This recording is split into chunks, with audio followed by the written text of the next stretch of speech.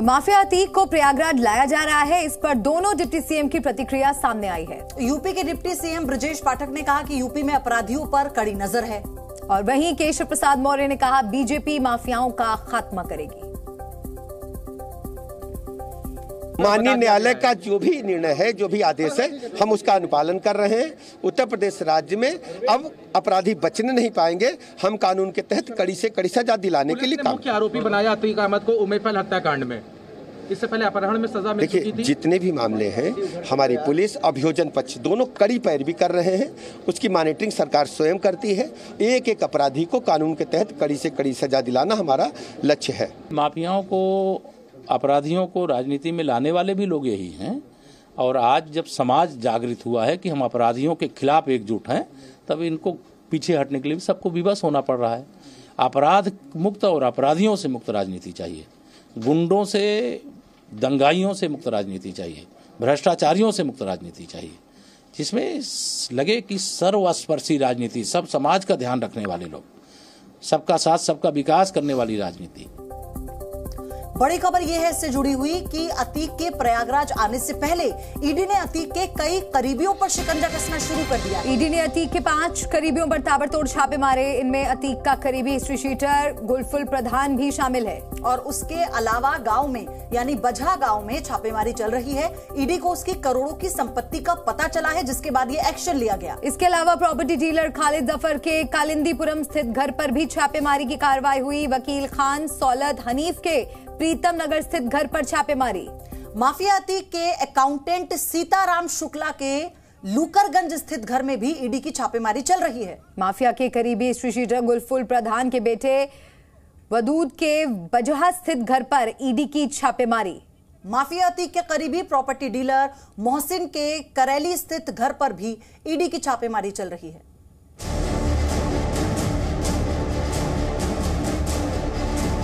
अतीक अहमद का काफिला जो है वो सामने है।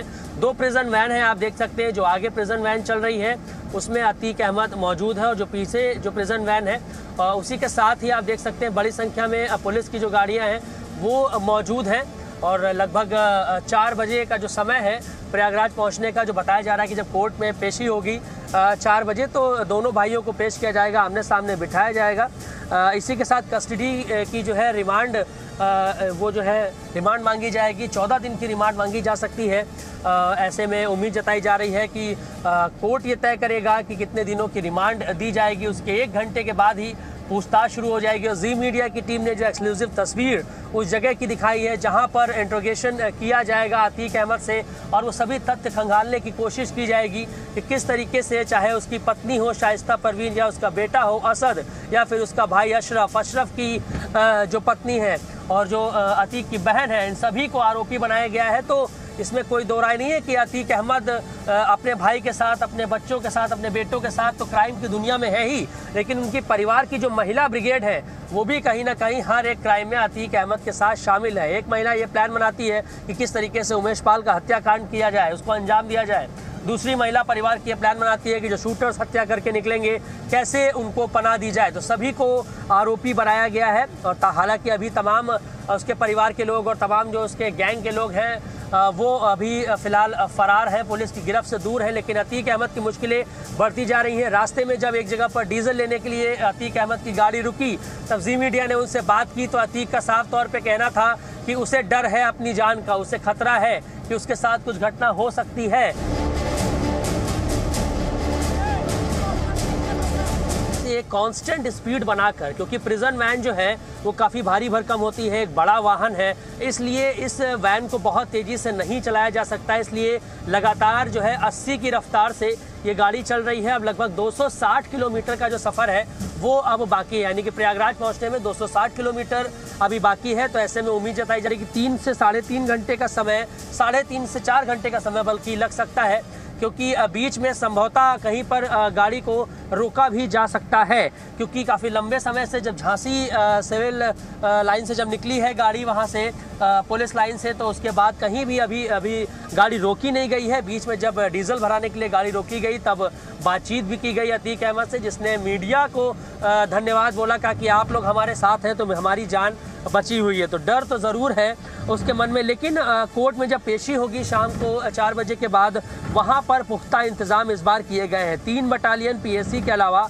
RAF के जवान की भी वहाँ पर तैनाती रहेगी, क्योंकि पिछली बार देखने को मिला था जब वो कोर्ट पहुँचा था तो वकीलों के साथ जो है हाथापाई हुई थी, अभद्रता वकीलों ने उनके साथ की थी। तो ऐसे में अब आदेश जारी कर दिया गया है कि जिस भी वकील का केस लगा होगा वही वकील कोर्ट के अंदर जा पाएगा, बाकी किसी को एंट्री नहीं मिलेगी।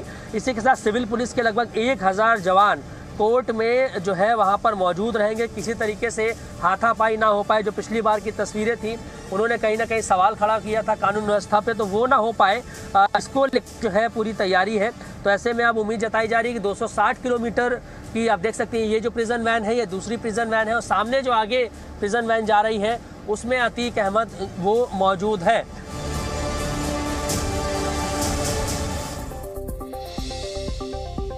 और अतीक से जुड़ा एक और अपडेट, प्रयागराज में अतीक को लेकर कड़ी सुरक्षा की गई है।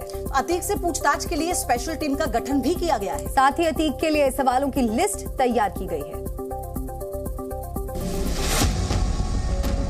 कभी मौत का डर, कभी बर्बादी का खौफ। 6 साल से मैं जेल में हूँ, मेरा पूरा परिवार बर्बाद हो चुका है। कभी रगड़ाई की बेबसी, कभी आंखों में दहशत। कहा मट्टी में मिला देंगे तो मट्टी में तो मिल गए, अब मट्टी में मिलने के बाद रगड़े जा रहे हैं।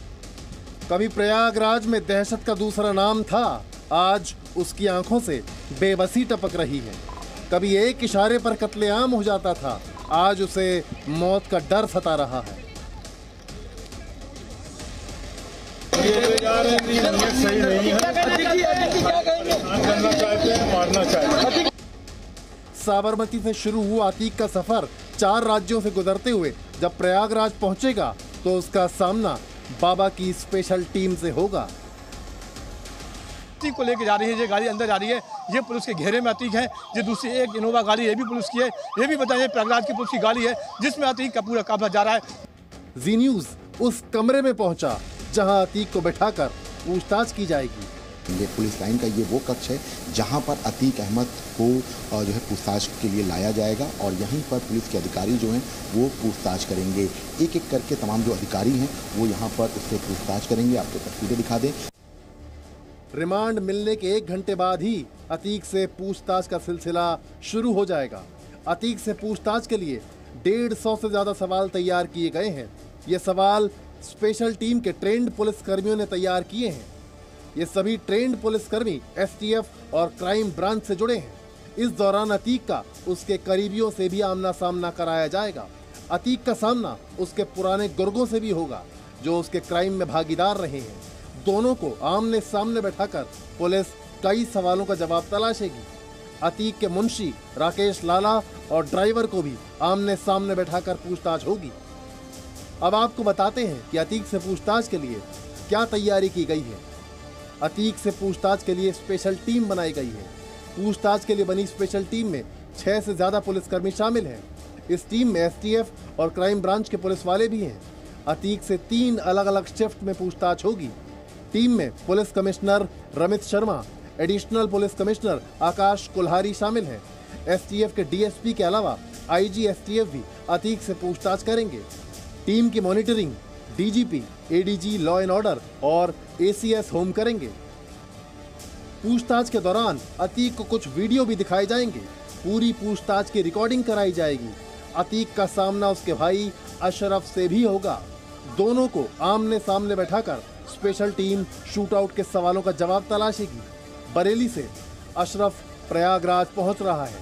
प्रयागराज पहुंचने के बाद ही अशरफ की भी CJM कोर्ट में पेशी होगी। अतीक की प्रयागराज एंट्री से पहले उसके करीबियों पर भी शिकंजा कसा जा रहा है। अतीक को फंडिंग करने वालों में प्रयागराज, लखनऊ और मुंबई के भी कारोबारी शामिल हैं। ये कारोबारी अतीक का मुकदमा लड़ने और शूटरों को पैसा पहुंचाने में मदद कर रहे थे। STF ने प्रयागराज के एक जमीन कारोबारी को पूछताछ के लिए उठाया है जिसने अतीक के कई राज खोले हैं। ब्यूरो रिपोर्ट, जी मीडिया। तो अतीक की प्रयागराज एंट्री से पहले ही उसके करीबियों पर शिकंजा कसना शुरू हो गया है। हम आपको बता रहे हैं कि अतीक के कौन कौन करीबियों पर ईडी ने छापे मारे हैं, ये जानकारी। बिल्कुल, आप देखिए 5 दोस्तों पर ईडी की रेड चल रही है। पहला तो ये नाम है खालिद जफर, पेशा इसका प्रॉपर्टी डीलर है और जगह है कालिंदीपुरम। और दूसरे करीबी की अगर बात करें तो नाम है सौलत हनीफ, जो कि पेशे से वकील हैं, जगह है प्रीतम नगर। तीसरा है सीताराम शुक्ला, पेशे से अकाउंटेंट है, अतीक अहमद का, जगह है लूकरगंज। और साथ ही गुलफूल प्रधान, हिस्ट्री शीटर पेशे से और जगह है बजहा। पांचवा नाम जो है वो मोहसिन का है, जो कि प्रॉपर्टी डीलर है पेशे से और इसकी जगह है करैली। यानी कि ईडी की रेड अतीक के 5 दोस्तों पर लगातार ये छापे मारे जा रहे हैं, ये कार्रवाई हो रही है ईडी की तरफ से। कौन से वो 5 दोस्त हैं, कौन से वो 5 करीबी लोग हैं अतीक के, जो ईडी की कार्रवाई के शिकंजे में है। मयूर शुक्ला हमारे साथ जुड़ चुके हैं इस वक्त और वो अतीक के काफिले के साथ लगातार अपडेट दे रहे हैं। मयूर, कितना और समय लगेगा? इसका मतलब ये मानकर चले कि 4 बजे तक नहीं पहुंच पाएगा काफिला, इसलिए आज पेशी नहीं होगी कोर्ट में? हाँ बिल्कुल, इसमें कोई दो राय नहीं है कि अब 4 बजे तक काफिला तो बिल्कुल भी नहीं पहुंच पाएगा। अभी भी हम बुंदेलखंड एक्सप्रेसवे पर हैं और लगभग 170 किलोमीटर की जर्नी अभी और बाकी है। और जो आप काफिला देख पा रहे हैं सामने, जो प्रिजन वैन है, क्योंकि प्रिजन वैन काफी बड़ा वाहन है, भारी वाहन है, इसलिए उसको बहुत तेजी से लेकर नहीं जा रहे हैं। और शायद संदेश भी इस बात का इन लोगों को मिल गया है, पुलिस कर्मियों को, कि आज पेशी नहीं होगी। यही वजह है कि 60 से 70 की जो रफ्तार है वही कांस्टेंट रफ्तार बनाकर जो है वो अपनी गाड़ियां चला रहे हैं और गाड़ियां बहुत धीरे चल रही हैं। आप देख सकते हैं काफिला 2 प्रिजन वैन जो कि हाई सिक्योरिटी से लैस है। बाकी लेकिन खास बात यह है कि जब पिछली बार अतीक अहमद प्रयागराज जेल पहुंचा था तब जो है जो उसके परिवार के लोग हैं वो गाड़ियों का काफिला इसके साथ लगा हुआ था, लेकिन इस बार हमें वो काफिला देखने का, उसके परिवार के लोगों का, उसके साथियों का काफिला गाड़ियों का जो है साथ में वो नहीं देखने को मिल रहा है। लेकिन बीच में वॉशरूम यूज करने के लिए जब अतीक अहमद उतरा गाड़ी से, तब हमने उससे बात करने की कोशिश की तो वो लगातार अपनी बेगुनाही की दुहाई दे रहा है। वो लगातार ये कहता नजर आ रहा है कि उसने उमेश पाल की हत्याकांड में उसका कोई हाथ नहीं है, उसे कुछ नहीं मालूम, वो जेल में बंद था। और जब उसकी पत्नी के बारे में पूछा गया कि शाइस्ता परवीन कहाँ है, तो वो ये कह रहा है कि वो तो एक घरेलू महिला है, उसको इस सब में नहीं घसीटा जाना चाहिए।